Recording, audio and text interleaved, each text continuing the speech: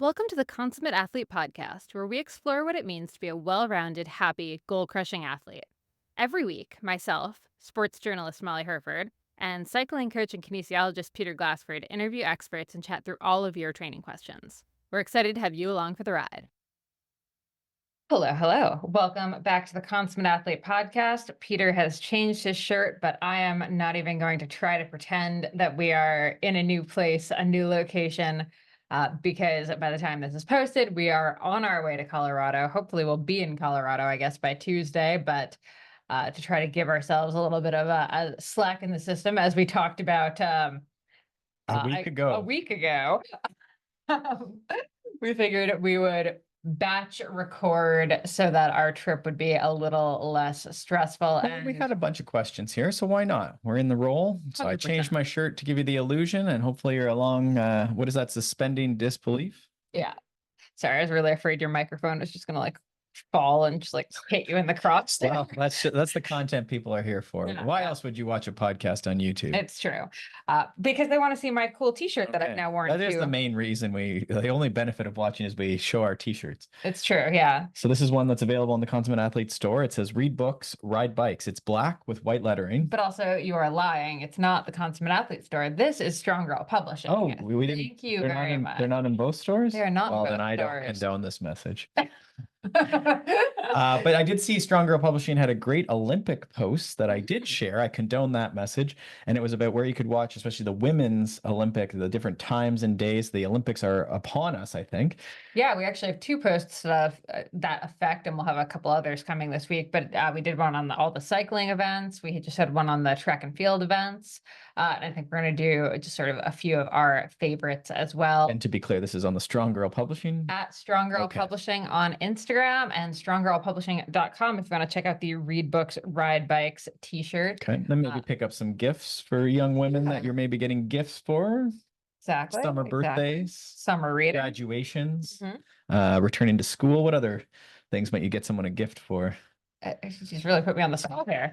I don't know. Is it Mother's Day? Mother's Day? No, my mother's birthday is coming up, so maybe maybe that's an idea. Oh boy. I got Anyway. one day. Yeah. Oh geez, we really got to get her a present, don't we? Yep. Oh boy. Well, actually, this is in the future, so technically we've missed it. We've missed it. Oh no. So there you go. So Strong Girl Publishing, great content. Olympics coming up. Any other news items? No, that's pretty much it. We do actually, if you are looking for on the note of Strong Girl Publishing, we do have Misha Powell's book, Sprinting Through Setbacks. That's been out for a few weeks and people are really excited about it. That's been awesome. We also just launched our back to school planner. So if you are looking for, sort of your typical agenda that starts in September, you can find that over on the website. As someone who deeply loves planners, it's very exciting to actually get to make them. So Okay, great back to school gift. Okay. There you go. Okay.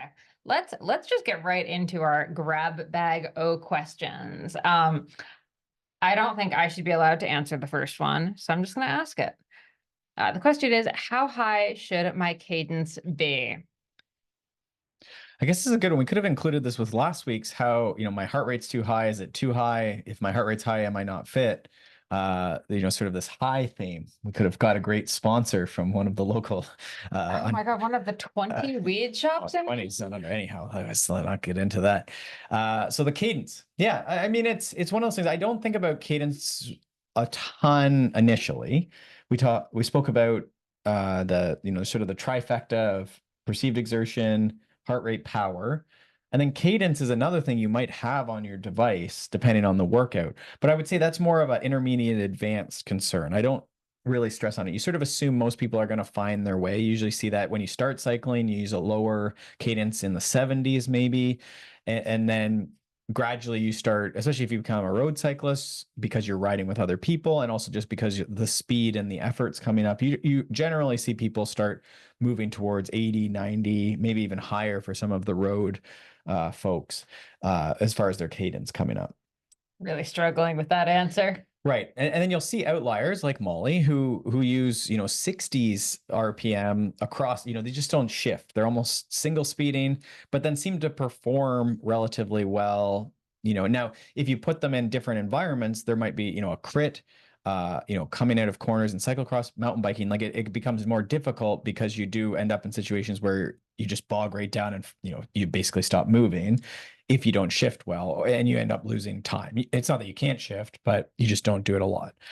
Yeah, I would say like it's funny looking back at my terrible cyclocross career. I always say I'm not a cyclocross racer. I love it. I wish I was, but I'm not really a great cyclocross racer. The only time I've ever had a like fantastic race where it was at all impressive was the one time I raced single speed nationals. Mm. And I think it's, yeah, 100% cadence based, Mhm. and like shifting ability based. S- So I have been debating swapping because your bike has the ability, your cyclocross bike has the ability to change it over because it's got horizontal dropouts that turn into like a normal oh, dropout.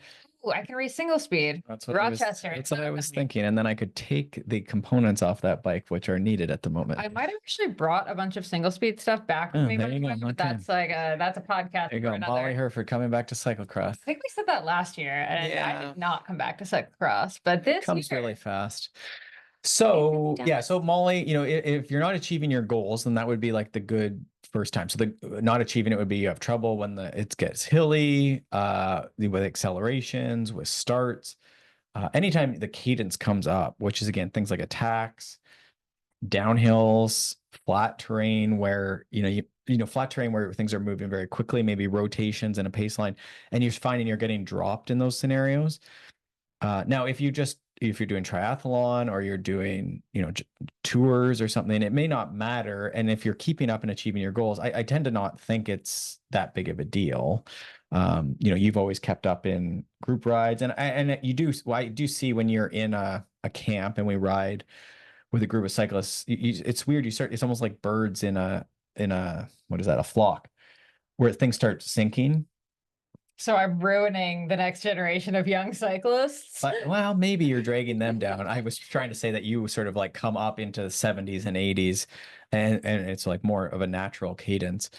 So yeah, so that would be the idea. So then the question is, how do you even know? So this would be where recording it. And most bikes now are recording it because of power meters, but you may have to put a sensor on. So the first thing is if we want to track this, if we suspect it's an issue, we would want to actually track it. You'll see this with power sometimes. People will start talking about power and they're not even recording it, Right. which is really weird. And they'll just claim that they're doing 250 for 3 hours or something. You're like, I don't know if that's what you're doing. But with cadence, it's similar, right? You might say your cadence is high enough, but you might not know. So the first thing would be to prove it. And the one really Well, okay, first thing would be like the questioning of, is your cadence an issue? And that's what we just talked about. Like, are you struggling with are you X, Y, struggling? Z? Do people say it to you? Which I wouldn't believe everything, but if it's like a lot of different people have said it, it might be. And if you look around, like you can count too. If you see everyone in the group around you is, doing 90 plus or minus would be a good bet. And then you're sitting there and you're doing like one pedal stroke for every two of their pedal strokes, maybe not quite that extreme, but in that direction it might be an idea. Again, if you're winning, then I have no criticism for you. But if you're newer and or if you're not getting you achieving your goal, then that might be something. Yeah. And you have a note here too that it is variable. You mentioned goals and disciplines, but you also have variable different bodies. And I think that one is super worth pointing out. Like, for instance, my dad, 300 pounds, 5'10", big boy, lot of muscle. The man can get like more watts into, two pedal strokes at 40 RPMs than, most people can get into, with Mhm.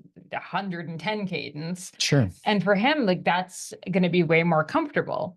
Like, is it the most optimal thing in the world? Probably not. But like, he's got Mhm. lot of muscle to push. And I think it's tempting to say, small people would use higher and bigger people would use a lower cadence or more muscular people would use a lower. I don't think it's always that way. So when I say different bodies, I would say just like bodies will solve problems differently, right? It might be, someone has knee pain. You'll see this in running too, where different, what is the name? I forgot in the last podcast, but like different cadences in running. We're just going to call it cadences. can affect your knee pain differently. So if you really speed up really fast, you don't have knee pain. But if you Right. are like clomping, doing really slow, big strides, maybe you do have knee pain or vice versa. And this is what Greg Lehman talks about, right? Yeah, yeah, where you can mix it up. And that is really empowering because you could he called them form fartleks, which is where you just mix it up a bunch in your run to get like different loads and patterns. We could also just run off road, would accomplish a lot of that too, right? Up some stairs, down some things, flat, and you'd get a big mix. And that can really help. I think that's just a good general like avoid an injury strategy. But it also, if you had pain, it's nice because you can shift it. So even if you're riding and you're finding you have pain, you might actually play with your cadence. And as cyclists, we're very fortunate because it's actually very easy because of gears to manipulate your cadence to do something like that. But bodies might solve this. Again, bigger people may find, just really pedaling fast is uncomfortable. The cost of moving, more muscular legs around, right? Like it could be higher too. So again, this is where you're hesitant to say there's like 190 RPM optimal cadence that everyone with every goal and every body needs to follow. So again, I try not to have a ton of strong opinions about it until, it just seems like, okay, this doesn't quite fit with what they're trying to do. And or they're like, I'm cramping, I'm falling over, I don't make up a hill. Like there's a technique limiter. Or again, they're getting dropped because everyone punches out of the, I always say out of the hole and then it doesn't make sense, but from a slow, everyone got slowed down and then punches it. And this person's trying to shift to keep it at 60 RPM. Everyone else is hitting 120 RPM, Right. accelerating, and you're just gone. Yeah. This all sort of reminds me, I think we mentioned it a couple weeks ago when we were talking about back 20 years ago. I believe it was Contador. Everyone kept talking about like you should never climb standing was like the big thing. And then it was like, oh, this one guy can't, but like no one else should ever. Right. Bad, Mhm. very bad. Yeah. And I would say the 90 to 100 RPMs being like the perfect RPMs is 100% a Lance era thing. Like, I'm not saying it was him, but like it's of that era where it was like, here's the way to ride a bike correctly. And I Mhm. used like air quotes or incorrectly, but we got these things in our heads as like, Mhm. oh, it's 90 to 100 RPMs is the RPMs you should be, running all the time. You should never have to stand a climb. You should always like, Yeah. there's just these weird things that just became like the Bible for cyclists, even though they're not really the thing. It's just like one guy said them at some point and everyone's It's latched on. sure. And I mean, Conador may have used similar cadences and just he might have been standing like those are almost two separate things, but like both are good examples that because I think they used to say Lance versus what was the other guy's name? The arch nemesis guy from Germany. Jans? Yeah. Yeah, that's right. He used to pedal slower because he was bigger and he wouldn't stand as much for sure. But then Lance had 90 RPM, and then they surmised that it was like this big great efficiency thing or something, right? But so all of that has a big asterisk, obviously. But it's also like they weren't that different, and it's not clear that that's why Lance won, obviously. Uh, right. But then the bigger jump, that's like splitting hairs. Like that's just racing. And but to then take that and apply it to everyone else at all speeds, watts, and goals and bikes, is a little bit of a jump, right? Yeah, we just made it this weird dogmatic thing that Mhm. everyone just kind Should of aspire to. took for And running granted. has the same, right? There's that like everyone should run at 100, I think it's 90 RPM, but 180 steps, right? So, Yeah. so running, they either count the steps at 180 or you could call it like stride. I am having a horrible time. We should have looked this up. Right? Sometimes terms just like leave your brain and people are screaming, which is great. I love that you're so engaged in this podcast. Um, but again, lots of runners run at 160. And again, this is a Greg Lehman. And I think David, your coach, talks a bit about this too. Like it probably doesn't need to change until which time we have like injury or like an obvious performance thing. But the performance thing is, we're getting to the pointy edge, and there's only so many ways to solve a problem. And again, most people start solving the problem, and this is if you look back to our podcast with Rob Gray and the constraints-led approach, this is the idea that there's, only so many ways to solve certain problems, but we want to leave it really open for different athletes' bodies to be creative and to solve a problem a certain way. If it's just a tiny log on the ground and we want to bunny hop it, or not even bunny hop, sorry, we want to go over a log on the ground. What I'd like to do is say, how many different ways can we get over this log? Because there's about a million. And it's so fun, right? You try and invent different ways. We could lock our brakes and like rock our bike over. We could bunny hop with two wheels together. We could bunny hop with front wheel together. You'll see some of them like nollie, which is, you leave the front wheel last. There's just, you could pedal kick standing. There's like, and we could go on all day. Rob Gray, who was on, again, a great episode to go back if you are curious about coaching and just sort of movement acquisition, um, which I'm sure is lots of our listeners are, hopefully. He works a lot with baseball and professional baseball. And so you can throw a ball tons of different ways. But once you want to start throwing a fastball at 100 miles per hour, there's only so many ways that the body will allow that to happen. There'll be like tiny variations within per rep, but you're going to start seeing less ways that can actually be done, right? Just by the nature of how a shoulder and an arm, release a ball. Right, right. So this is where when you're a professional cyclist going up a mountain very fast, there's only so many. If you just pedaled at 40 RPM, I don't think you would do it. Right. Like there's only so many ways that the watts are, how hard you push down and how often. So if you only push down really hard, you know, you do one squat on your pedals, and push down really hard, and then you wait and you wait, someone like who's like Pogača has already pedaled, 1,000 times and is way further ahead of you, right? So what you're saying is Jonas really needed to shift on that. I don't know. We're not saying that, but I bet you if you watch them, they're pretty similar, right? In a lot of ways. So, Yeah. so that's the idea. So I think for us average folks, we can start just measure it. It could be interesting, a new thing to pay attention to, right? I always love when there's something different, because we all get so obsessed about the thing we have. I've been trying to go 30 kilometers an hour my entire, because that's all I have on my biking computer. And then I got heart rate, and now I want to hit my max heart rate every single day. And then, then I got power, and I want to try and get a peak every single day. And that stuff gets old about a week into having them. So we want to be a little more moderate with that. But cadence is a great one where it's not necessarily tied to effort per se, where you can see, okay, what do I do without paying attention? Okay, oh wow, I only averaged 72 RPM, because I was coasting and stuff throughout the ride. Okay, well, what would it take to average 80 RPM? Which is a mulligan one I often look at in a steady ride. If you're mountain biking, this is less relevant if it's very technical gravel. But if you're out on a ride, it's not difficult to get over 80 RPM if you're proficient in this and you spend some time, you try not coast a lot. That's a great goal, I think, for most people is, can you do it? Now, some people would find that super easy. It depends a bit on route.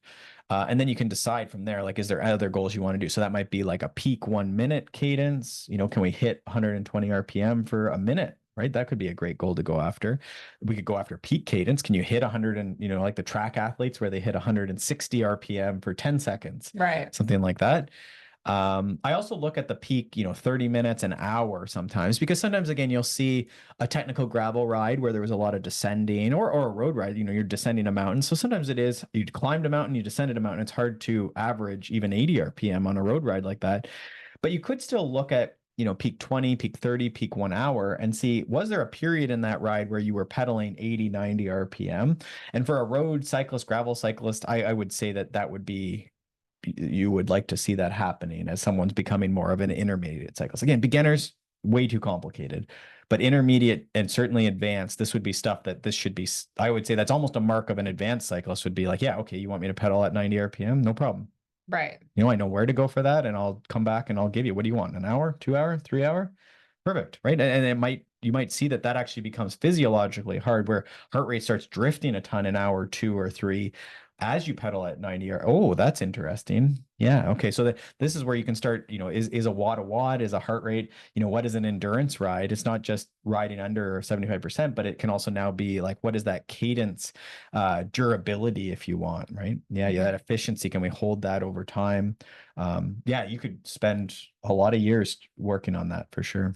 I love it. And actually, our next question kind of dovetails nicely into this. So the question is, where do sprints fit into a workout plan? And I liked this question because it is in running, we often have, little strides in workouts that aren't the workout. So during an easy run, I'll have like 6 20-second strides, which is just basically a little sprint. But cycling, I don't think has them as often. You've added them a lot in the past couple of years to a lot of workouts. But sprints are weird because, normally when we talk about intervals, we're talking about like on the bike, 4 by 10, 2 by 20, three by like we're talking about like a significant amount of work that ends up being, 25 to say 40 minutes at a workout where you're going hard. Sprints, though, when you're talking about 10-second, 20-second sprints, you'd have to do a crap load of them to Mhm. make it an interval workout. Yeah. So, where do sprints fit in? Mhm. So I think let's do the short, quick answer and grab that. So I would say sprints can fit into certainly warm-ups. Like I think that's a no-brainer. Fit them in that way. A lot of your crit racers are going to have more sprint-based workouts where they sprint and then coast and then sprint and then coast, something like their race. Cyclocross racers are going to do hot laps and starts. I think, so that makes sense. So that's where I would put them a lot of the time. But I think you're talking about even strides and maybe you might call them form sprints. And I do think that you could sprinkle those in. Those could be a warm up for an endurance ride or finish an endurance ride. You used to see people doing town-wide sprints at the end of rides. I think you still want to cool down, but something like that I think is pretty okay. You'll see now with the zone 2 stuff where people get really like finicky that, oh, it ruined my zone 2 because I sprinted. I don't know if that's always true. I don't think that's the idea. I think you want to be careful that you don't belabor it. Um, but that's where the main thing I think for a lot of adult cyclists, it would be remembering you need to warm up. Often in warm up, we do sprints. It's great for activation. It gets the heart rate spiked up. There's not a lot of fatigue that usually comes out of it. It gets you ready to work really hard.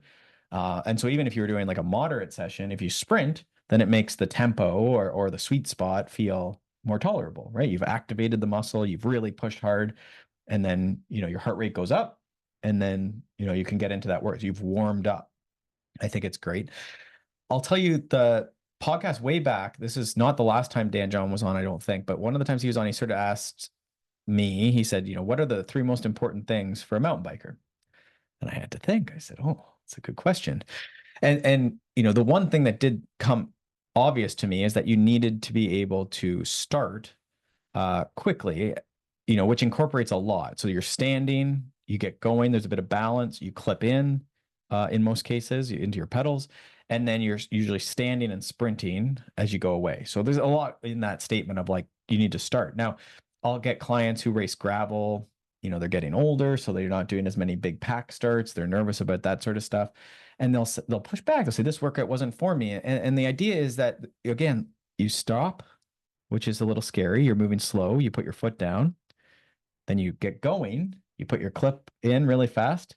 Then you work vigorously, right? And this is not about a race start per se. This is stopped, the group stopped. And we have to stop safely and not fall over. Then we have to get going quickly and not get dropped by the group. And then, the standing is again important. We really believe in that for, just making climbing better, the technical skill of it, using more of your body weight and your muscles, different sets of muscles to move the bike around. So that was one of the three things. I don't remember what else I said. But that was the sort of podcast where I was like, yeah, we definitely need to include this more, because it seems like when I think about if that is important, there's studies for mountain biking and cyclocross where it's like, yeah, like what's a great predictor of the race? Well, it's what the start order is a predictor, but then the start, that first effort and where everyone is a great predictor of the race. You're not going to win if you win the first corner, but usually the people in the front are going to be towards the front at the end, right? Right. So then I was thinking, well, how often do we do this? Right? Because Dan John's thing is you should almost do it most days if that's the most important thing. Right. And so that's when I was like, well, we should be doing this, whether it's at max effort or lower effort, for a mountain biker, for a cyclocross racer, most days. Yeah. And I would say I'm still not programming that as much as I probably could, but I do, again, it's where I've started stopping and then doing a race start to start any interval pretty much. When convenient, when safe, but that's, because it's super, again, I was at nationals and I blew the start. I've been doing it for 25 years and I still screw it up, and it's the most important thing in the race. So, I don't know if that answers the question. So the sprints then warm up, they're important. You can start intervals with them, and then you can do workouts like that too. So I think we were maybe going to talk about a couple different workouts we've been using. Yeah. What are your go-tos? Well, I really, right off the bat, so I was saying, okay, it's the most important thing. We should do workouts like that. So I have been doing more where it's, you can change the duration of the start is the nice thing, right? So it might be get clipped in 3 pedal strokes, which isn't very long. It might only be 3 seconds of effort, maybe less. and do 8 or 10 of those spread over a ride, or at towards the end of a ride, or at the start of a ride. So very technique oriented. We could do that at a soccer field or something like that.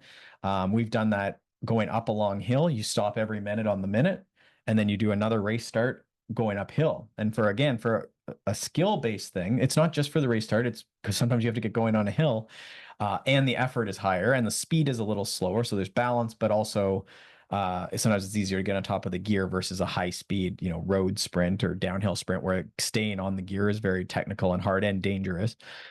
The other one that a lot of folks have been liking is like an EMOM, which comes from CrossFit, which it means every minute on the minute. So I really like that, where we do a zone 2 workout for an hour, 2 hours, 3 hours. And then in the last half hour, you do 10 minutes or whatever. I usually do 10 minutes, but it can be whatever. Every minute on the minute, you sprint for 10 seconds.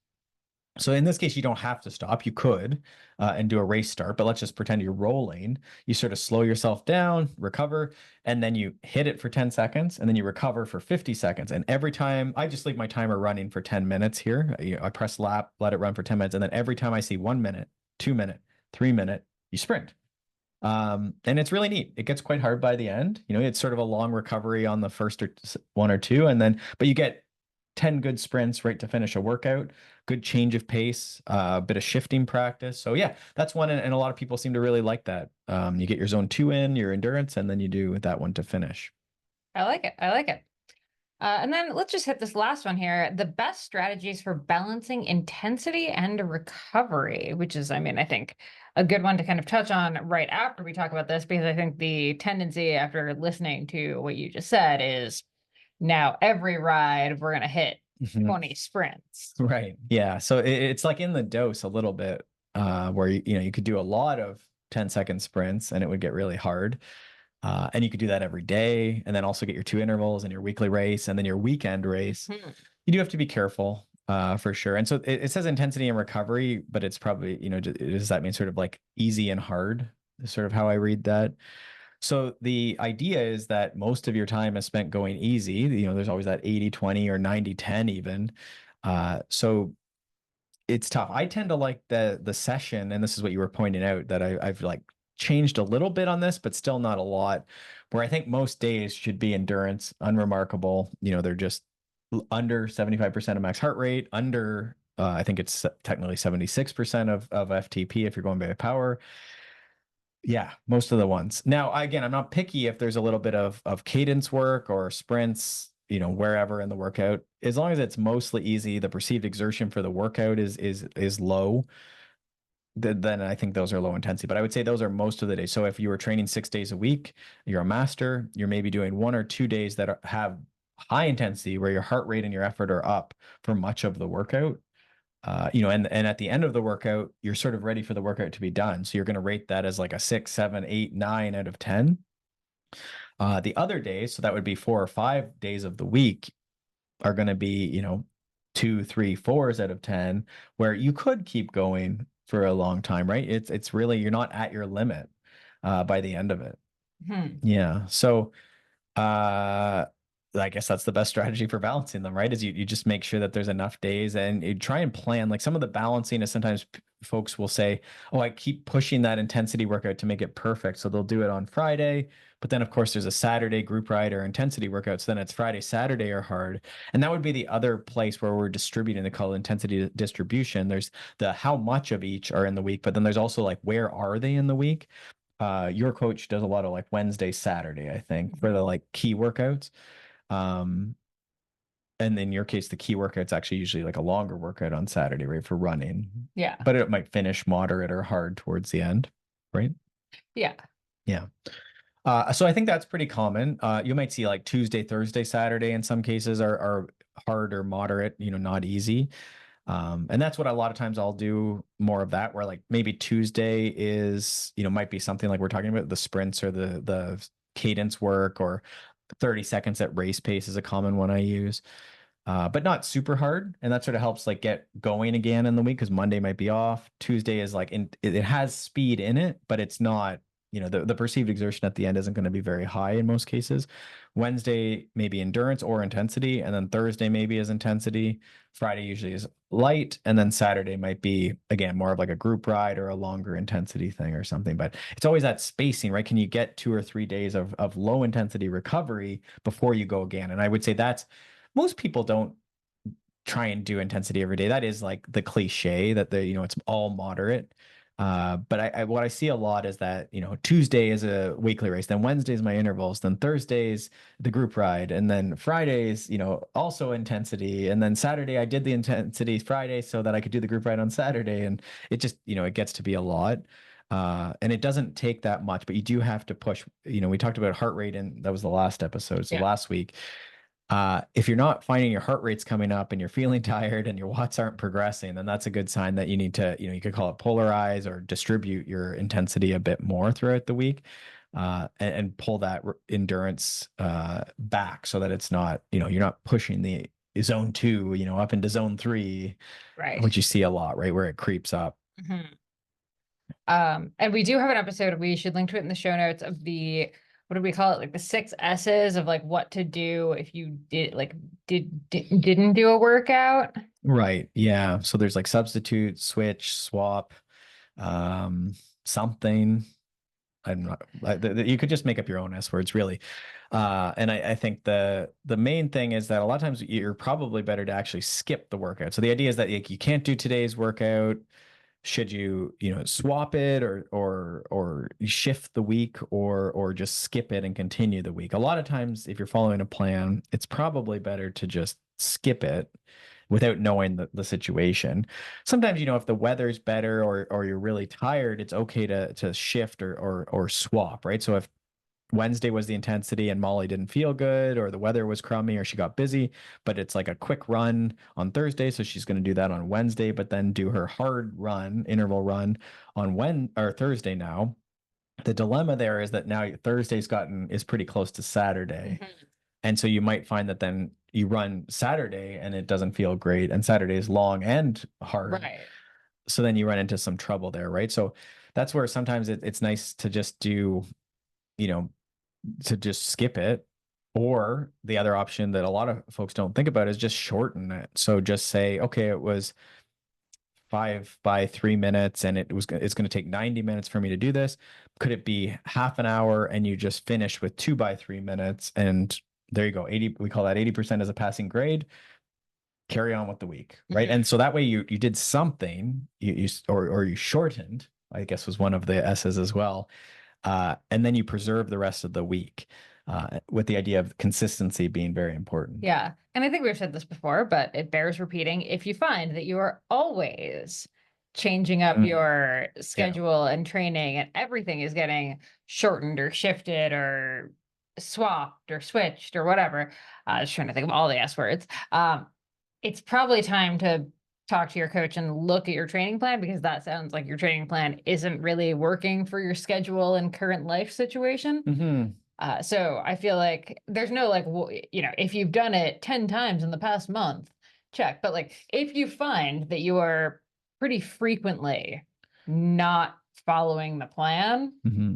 I see a lot of, especially as the pandemic came, there's sort of a lot of people realized they liked their weekend days, so they didn't want to train on Sundays. So then, inevitably, then you train on Mondays. Right. And that's worked okay for some people, but as races have come back and this sort of stuff, right? Like there is a reason. Like Monday tends to be off because Sunday tends to be long, and then the work week starts, so Monday ends up being off. But there's lots of ways to solve the week without doing that. So you'll see that something around that Sunday Monday can sometimes be the thing. So I have a few clients that do Friday as a longer or harder workout, and then Saturday as the longer or harder workout, if that makes sense. So it might be, you're shifting the week back a day almost. Sunday is off, but then that means Monday is probably going to be, either like for you, it might be strides or, a little bit of openers or just even an endurance ride just on the Monday. So that takes a bit of getting used to, but Mhm. sometimes that's the way you'll see things going. And that's the idea with plans, why our 3 month plans do really well, I think, is it actually fits people's schedule, so then they can get through the plan and they don't get bored and just throw the plan out because it doesn't fit, because we take into account, oh, you like to always do your group ride on Tuesday, you like to take Thursdays off, and then you Right. build the plan for that. And then it's setting you off on a better track versus having a plan that you're going to just manipulate from day one. It's not the greatest plan if that's the case, right? So Mhm. that's the advantage of the 3 month made for you plans for sure. There you go. We will include a link to that in the show notes. Anything else? No, I think that's a good host of questions. They're simple, but they're not easy. A lot of these, so I Mhm. think a great set of questions. So definitely keep those coming. Or if there's like follow-up questions, we can certainly go back to cadence. There's no reason we can't look at it slightly differently if you have like a exact case for sure. So keep those questions coming. You can do that via Instagram in a DM or just even in comments in some of the posts. We can find it that way, and then certainly we do have contact page on the website as well. Yeah. All right. With that, happy training, and we will see you next week. Thanks so much for tuning in to the Consummate Athlete podcast. If you want to hear more training, racing, and endurance sport advice, make sure you subscribe to the podcast and leave us a rating and review. You can also subscribe to our newsletter at consummateathlete.com for a weekly dose of inspiration and advice straight to your inbox.